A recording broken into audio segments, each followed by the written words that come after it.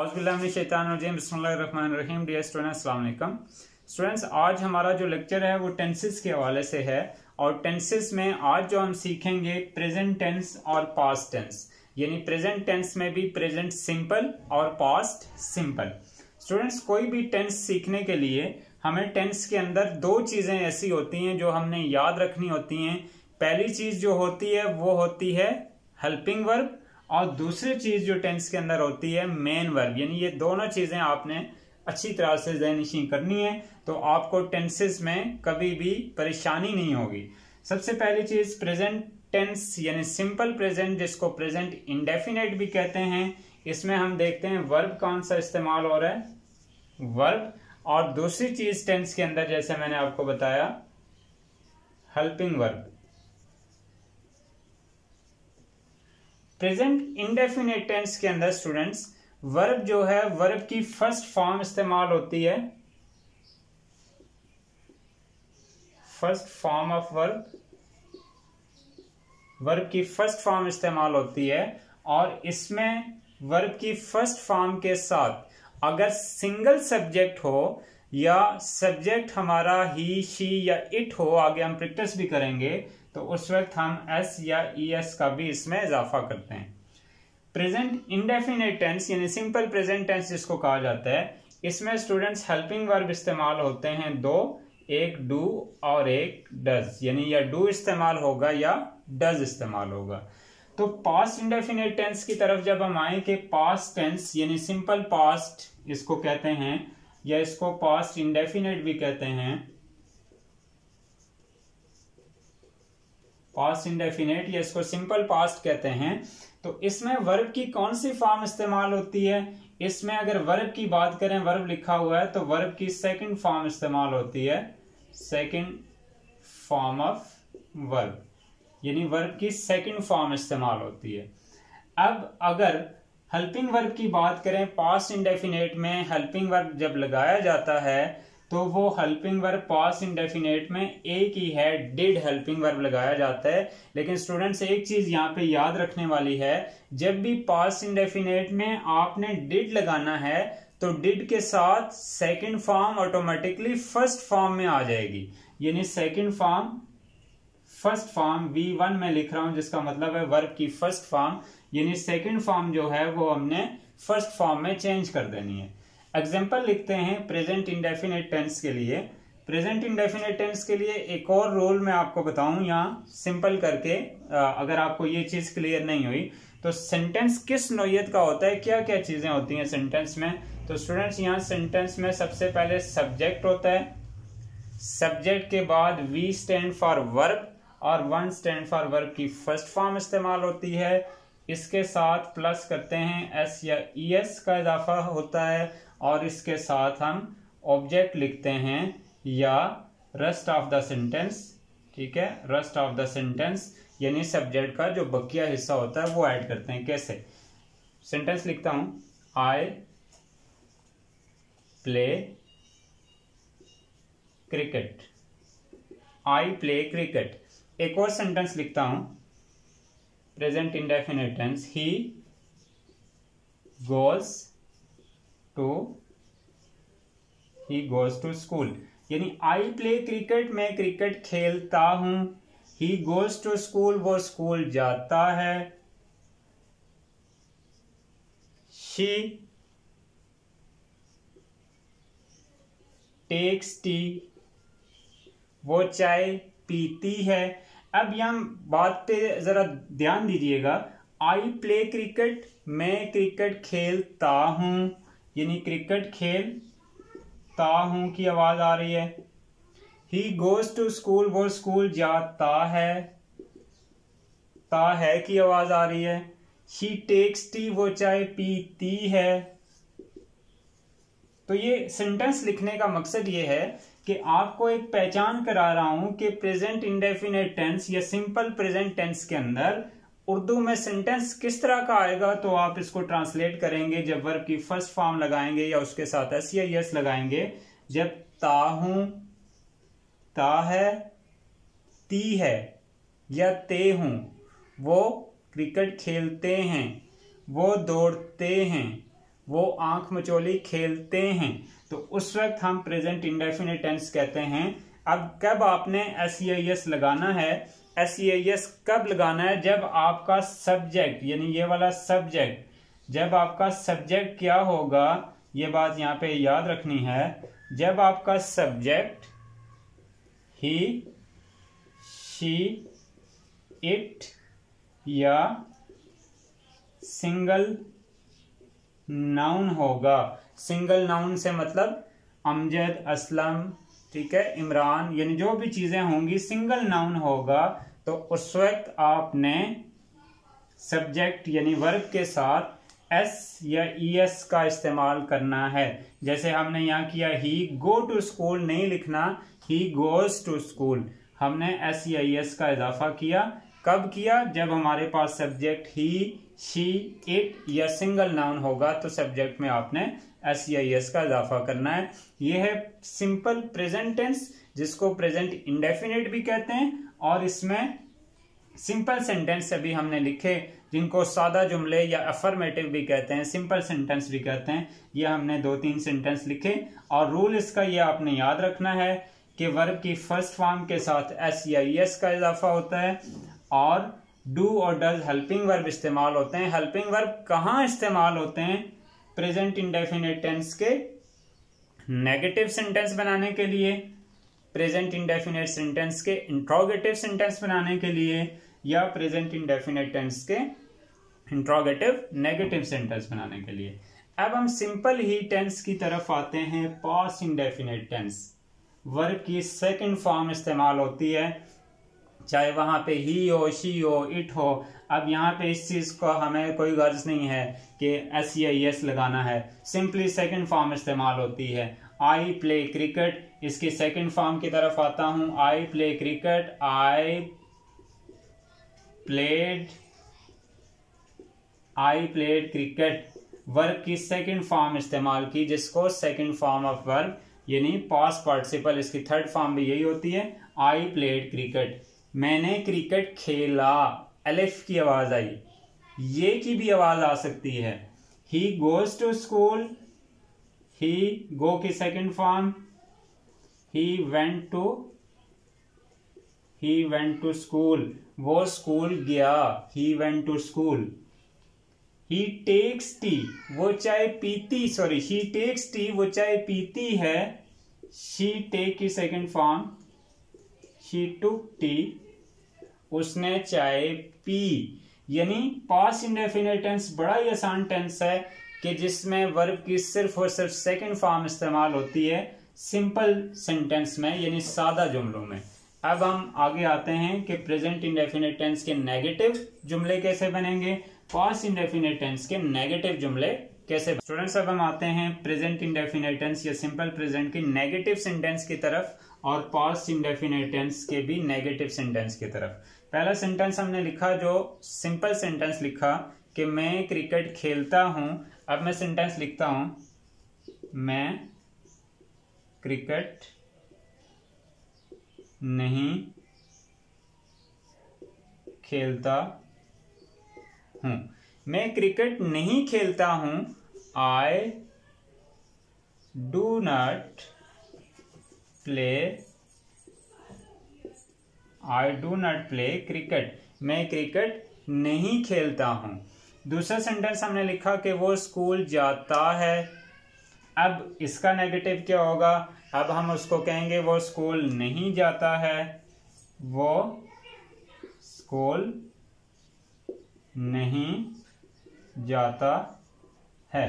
अब वो स्कूल नहीं जाता है, क्या होगा, ही डू नॉट नहीं होगा, he does not go to school.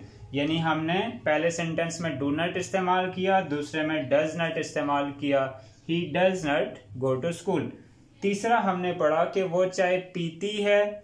अब वो चाय नहीं पीती, तो क्या इंग्लिश होगी, वो चाय नहीं पीती, वो चाय नहीं पीती है। She does not take tea. अब स्टूडेंट्स याद रखने वाली बात यह है कि जब भी सेंटेंस आप नेगेटिव बनाएंगे, जब भी ही शी इट या सिंगल जो सब्जेक्ट होगा, नाउन होगा, वहां जब आपने ऑलरेडी डज इस्तेमाल किया होगा तो डज नॉट के बाद सिंपल वर्ब की फर्स्ट फॉर्म इस्तेमाल करनी है। डज नॉट के बाद एस या एस नहीं लगाना। इस टेंस में यही गलती होती है कि हमने डज नॉट भी लगाते हैं और उसके बाद एस या एस भी लगा रहे होते हैं। तो स्टूडेंट्स इसमें डज नॉट के बाद देखिए यहाँ पे कि सिंपल वर्ब की फर्स्ट फॉर्म लगती है। और कब डज नॉट लगाना है, कब डू नॉट लगाना है, ये चीज हमने लिखी भी है।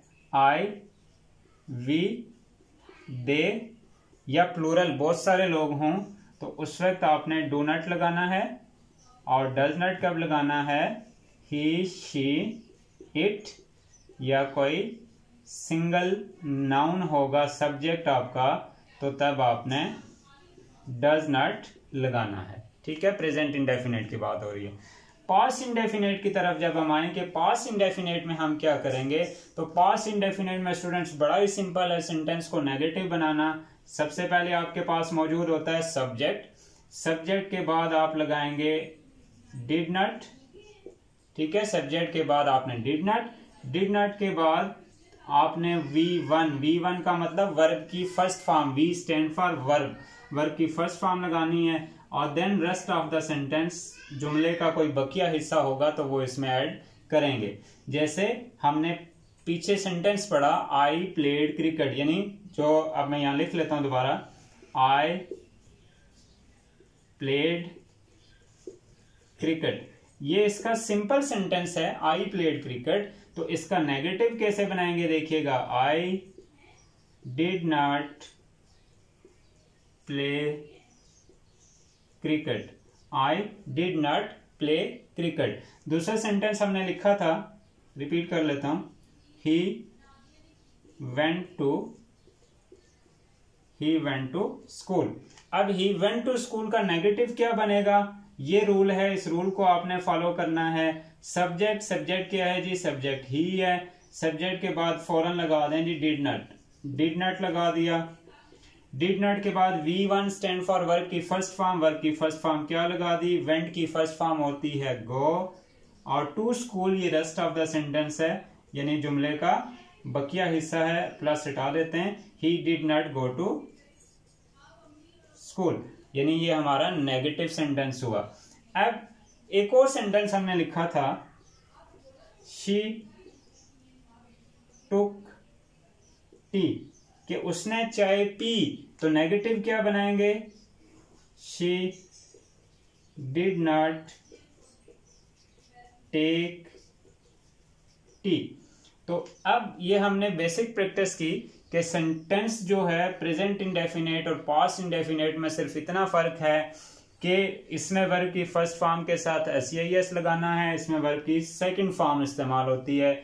इसमें नेगेटिव बनाने के लिए डू नॉट और डज नॉट का इस्तेमाल करते हैं, जबकि इसमें नेगेटिव बनाने के लिए डिड नॉट का इस्तेमाल करते हुए वर्ब की फर्स्ट फॉर्म लगाते हैं। अब स्टूडेंट्स प्रैक्टिस के लिए हमने प्रेजेंट इंडेफिनेट टेंस के 2 सेंटेंस लिख दिए और पास्ट इंडेफिनेट टेंस के भी हमने 2 सेंटेंस लिख दिए ताकि मजीद अच्छी हमारी प्रैक्टिस हो जाए। अब हम इसका प्रेजेंट इंडेफिनेट टेंस है, पहला सेंटेंस है ए स्टैंड फॉर अफर्मेटिव, यानी सादा जुमले या इसको मुस्बत जुमले भी कहते हैं। और उसके बाद N stand for negative sentence, यानी मनफी जुमले। I stand for interrogative sentence, यानी सवालिया जुमले जिसमें हम क्वेश्चन करेंगे। और I N stand for interrogative और नेगेटिव सेंटेंस। इसी तरह से नीचे भी हम बना लेते हैं कि नेगेटिव सेंटेंस हमने बनाने हैं, इंट्रोगेटिव बनाने हैं और इंट्रोगेटिव नेगेटिव बनाने हैं। पास्ट इंडेफिनेट में भी हमने नेगेटिव सेंटेंस बनाने हैं, इंट्रोगेटिव सेंटेंस बनाने हैं और इंट्रोगेटिव नेगेटिव सेंटेंस बनाने हैं। यहाँ भी हमने नेगेटिव सेंटेंस बनाने हैं, इंट्रोगेटिव सेंटेंस बनाने हैं और इंट्रोगेटिव नेगेटिव सेंटेंस बनाने हैं। पहला सेंटेंस है प्रेजेंट इंडेफिनेट टेंस का, या सिंपल प्रेजेंट टेंस भी इसको कहते हैं। वी वेट फॉर यू, जिसका मतलब है हम आपका इंतजार करते हैं। वी वेट फॉर यू, हम आपका इंतजार करते हैं। नेगेटिव क्या होगा, प्रेजेंट इंडेफिनिट टेंस का नेगेटिव बनाने के लिए डू नॉट या डज नॉट इस्तेमाल करते हैं। तो वी है, वी के साथ हम डू नॉट इस्तेमाल करेंगे। We do not wait for you, हम आपका इंतजार नहीं करते हैं। इंट्रोगेटिव किसी भी टेंस का बनाने के लिए स्टूडेंट्स हमेशा हेल्पिंग वर्ब शुरू में लेके आएंगे। अब यहाँ पे हेल्पिंग वर्ब है, यहाँ पे do we wait for you, क्या हम आपका इंतजार करते हैं। इंट्रोगेटिव नेगेटिव, डू स्टार्ट में, डू के बाद subject, do we not wait for you. एक और चीज स्टूडेंट्स याद रखिए कि इंट्रोगेटिव सेंटेंस जब आप बनाएंगे तो एंड में अक्सर हम लोग इंट्रोगेशन मार्क्स लगाना भूल जाते हैं। तो इंट्रोगेशन मार्क कभी भी नहीं भूलना, चूंकि इंट्रोगेशन जो मार्क है लिखने में ये गलती होती है। अगर हम यूं लिखते हैं do we wait for you, full stop लगा लेते हैं, तो लिखने में ये गलती होगी। दूसरा sentence, Imran buys a new car, Imran नई कार खरीदता है। तो इमरान सिंगल है, सिंगल पर्सन के साथ डज नॉट नेगेटिव बनाने के लिए जब भी डज इस्तेमाल करेंगे तो एस या ईएस सेंटेंस में जो वर्ब के साथ लगाया होगा वो रिमूव कर देंगे। Imran doesn't buy a new car.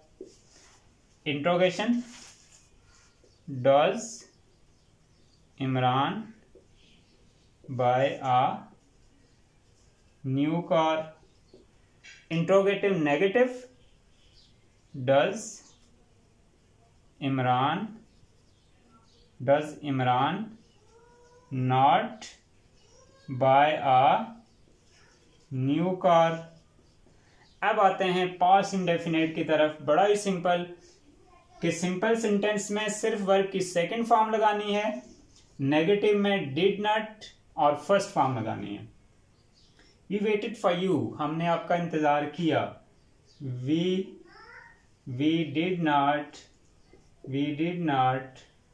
wait for you, यानी did not के बाद हमेशा वर्ब की फर्स्ट फॉर्म लगती है, ये चीज याद रखनी है आपने। इंट्रोगेटिव did शुरू में, did we wait for you। Interrogative negative, did we not wait for you। अब पास्ट इंडेफिनिट टेंस या सिंपल पास्ट में एक चीज आपने देखी होगी, सिर्फ जो सिंपल सेंटेंस होता है अफर्मेटिव उसमें वर्ब की सेकंड फॉर्म लगी, बाकी यहां भी वर्ब की फर्स्ट फॉर्म, यहां भी वर्ब की फर्स्ट फॉर्म, यहां भी वर्ब की फर्स्ट फॉर्म। तो इसका मतलब ये हुआ कि जब भी डिड लगाएंगे स्टूडेंट्स तो डिड के बाद वर्ब की फर्स्ट फॉर्म इस्तेमाल करनी है।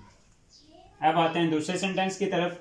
Imran bought a new car, Imran buys a new car, present indefinite. Imran bought a new car, past indefinite. इसका negative, Imran did not bought नहीं, बॉट की first form, Imran did not buy a new car. Interrogative, did Imran buy a new car. अब last, did Imran not buy a new car. क्या इमरान ने नई गाड़ी नहीं खरीदी। तो स्टूडेंट्स ये हमने प्रैक्टिस के लिए 4 सेंटेंस उठाए। तो आप प्रैक्टिस के लिए एटलीस्ट अपनी किसी भी टेक्स्ट बुक, ग्रामर की बुक या कहीं से भी कोई से 5 सेंटेंस उठाएं प्रेजेंट इंडेफिनिट टेंस के, और उसके बाद पास्ट इंडेफिनिट, और उनको ये 4 तरह के सेंटेंस आपने बनाने हैं। तो इस तरह से आपके एक टेंस के अंदर, यानी एक सेंटेंस आपने लिया तो उसके 4 यानी 5 सेंटेंस लेंगे तो 20 सेंटेंस बन जाएंगे। तो इंशाल्लाह आपको प्रेजेंट इंडेफिनिट टेंस और पास्ट इंडेफिनिट टेंस का कंसेप्ट क्लियर हो जाएगा। प्रैक्टिस करते रहिए और इंशाल्लाह आपकी इंग्लिश बेहतर होगी, ना सिर्फ राइटिंग बेहतर होगी, even you can speak well. Thank you very much.